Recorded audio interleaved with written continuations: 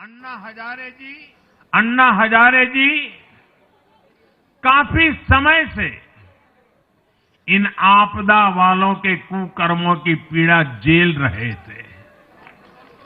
आज उन्हें भी उस पीड़ा से मुक्ति मिली होगी। साथियों, जिस पार्टी का जन्म ही भ्रष्टाचार के विरुद्ध हुए आंदोलन से हुआ हो, वही भ्रष्टाचार में लिप्त हो गई। ये देश की ऐसी पार्टी बनी जिसके मुख्यमंत्री, मंत्री भ्रष्टाचार के आरोप में जेल गए, जो खुद को ईमानदारी का सर्टिफिकेट देते थे और दूसरों को बेईमानी का मेडल देते घूमते फिरते थे, वो खुद भ्रष्टाचारी निकले। ये दिल्ली के भरोसे के साथ बहुत बड़ा धोखा था। शराब घोटाले ने दिल्ली को बदनाम किया। स्कूल और अस्पताल में हुए घोटालों ने गरीब से गरीब को परेशान किया और ऊपर से अहंकार इतना कि जब दुनिया कोरोना से निपट रही थी तो ये आपदा वाले शीश महल बना रहे थे। इन आपदा वालों ने अपने हर घोटाले को छिपाने के लिए रोज नई नई साजिशें रची। लेकिन अब दिल्ली का जनादेश आ चुका है। मैं गारंटी दे रहा हूं, पहले विधानसभा सत्र में ही सीएजी की रिपोर्ट सदन में रखी जाएगी।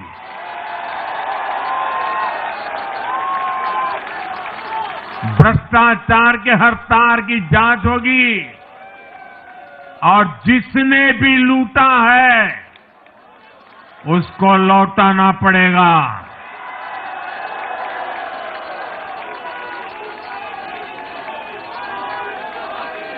ये भी मोदी की गारंटी है।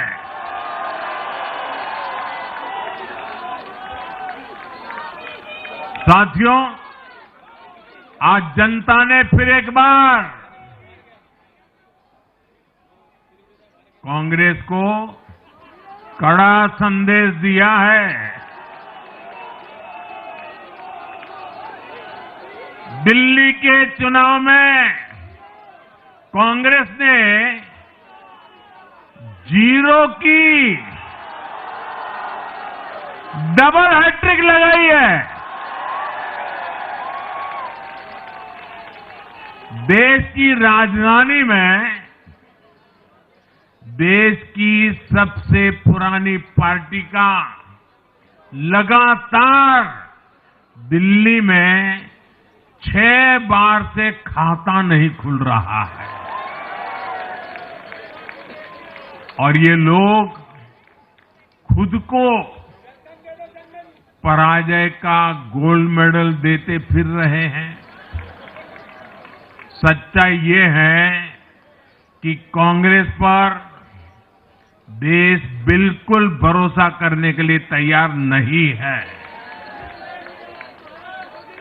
पिछली बार मैंने कहा था कि कांग्रेस एक परजीवी पार्टी बन चुकी है। ये खुद तो डूबती है, अपने साथियों को भी डुबोती है।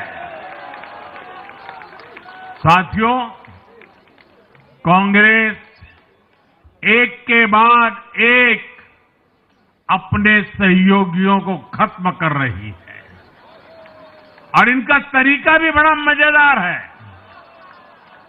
आज की कांग्रेस अपने सहयोगों की जो भाषा है, जो उनके एजेंडा है, उसी को चुराने में लगी हुई है। उनके मुद्दे चुराती है, फिर उनके वोट बैंक में सेंध मारती है। यूपी में कांग्रेस उस वोट बैंक को छीनने की कोशिश कर रही है जिस पर समाजवादी पार्टी और बीएसपी अपना हक मानती थी। मुलायम सिंह जी इसको बराबर समझ गए थे। इसी तरह तमिलनाडु में कांग्रेस आज डीएमके की भाषा डबल जोर से बोलती है। उनको डीएमके के वोटर को लुभाना करके खुद की हैसियत बनानी है। बिहार में भी ये कांग्रेस ही है जो जातिवाद का जहर फैलाकर अपनी सहयोगी आरजेडी का जो पेटेंट है उसी जमीन को खाने में जुट गई है। ठीक ऐसा ही हाल जम्मू कश्मीर, बंगाल में भी कांग्रेस ने अपने सहयोगियों का किया है। अब आज दिल्ली में भी साफ हो गया कि जो भी कांग्रेस का हाथ एक बार थामता है उसका बंटाधार होना तय हो जाता है।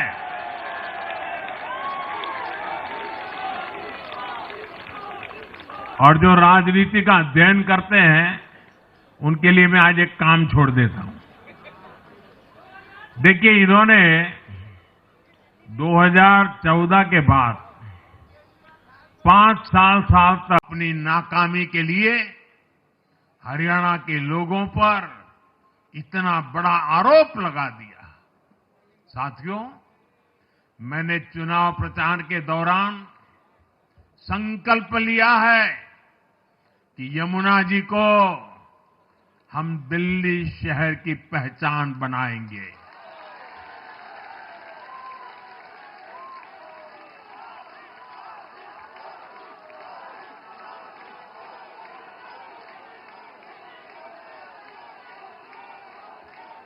मैं जानता हूं यह काम कठिन है। मैं ये भी जानता हूं ये काम बहुत लंबे समय का है। गंगा जी का देखिए, राजीव गांधी के जमाने से वो काम चल रहा है। समय कितना ही क्यों न जाए, शक्ति कितनी ही क्यों न लगे, लेकिन अगर संकल्प मजबूत है तो यमुना जी के आशीर्वाद रहने वाले हैं। हम मां यमुना जी की सेवा के लिए हर प्रयास करेंगे, पूरे सेवा भाव से काम करेंगे। साथियों, ये आपदा वाले ये कहकर राजनीति में आए थे कि हम राजनीति बदल डालेंगे, लेकिन ये कट्टर बेईमान निकले। मैं आज वरिष्ठ महानुभाव श्रीमान अन्ना हजारे जी का बयान सुन रहा था।